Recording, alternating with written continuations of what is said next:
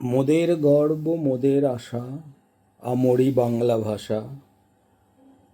এই যে লেখা আমাদের বাঙালিদের রক্তের শিরায় শিরায় উপশিরায় বহমান, সেই কোন কাল থেকে এই কথাগুলির স্রষ্টাকে স্রষ্টা হচ্ছেন একজন বিশিষ্ট কম্পোজার অতুল প্রসাদ সেন। আপনারা কি জানেন, অতুল প্রসাদ সেন একজন বিখ্যাত ব্যারিস্টার, যিনি শুধু বাংলাদেশে নয়, লন্ডনে,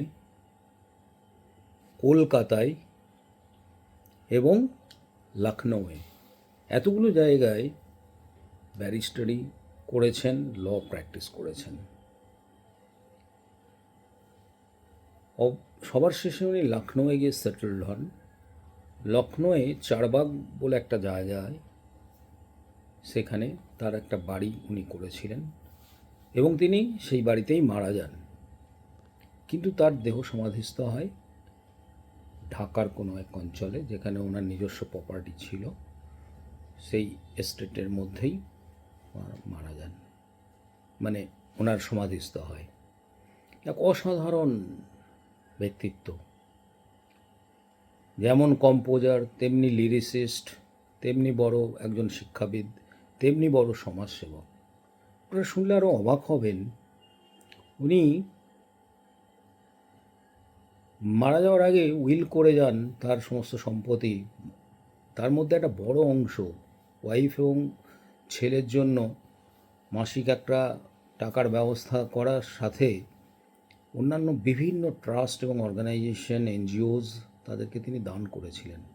তার মধ্যে একটা উল্লেখযোগ্য, যেটা না বললেই নয়, যেটা মুসলিমদের একটা অনাথ আশ্রমে লখনউয়ে মমতাজ পার্কে তারই বদান্যে সেটা তৈরি হয়েছিল এবং তিনি সেখানে অর্থ দান করেছিলেন। এইরকম একজন মানুষকে তার কবিতার মধ্য দিয়ে আমরা অবশ্যই স্মরণ করব। মোদের গর্ব মোদের ভাষা আমরি বাংলা ভাষা, মোদের গর্ব মোদের আশা আমরি বাংলা ভাষা। ধন্যবাদ, সকলকে প্রণাম জানাই, শ্রদ্ধার্ঘ্য জানাই আমাদের সেই বিশিষ্ট ব্যক্তিত্বকে, যার নাম অতুল প্রসাদ সেন। ধন্যবাদ বন্ধুরা।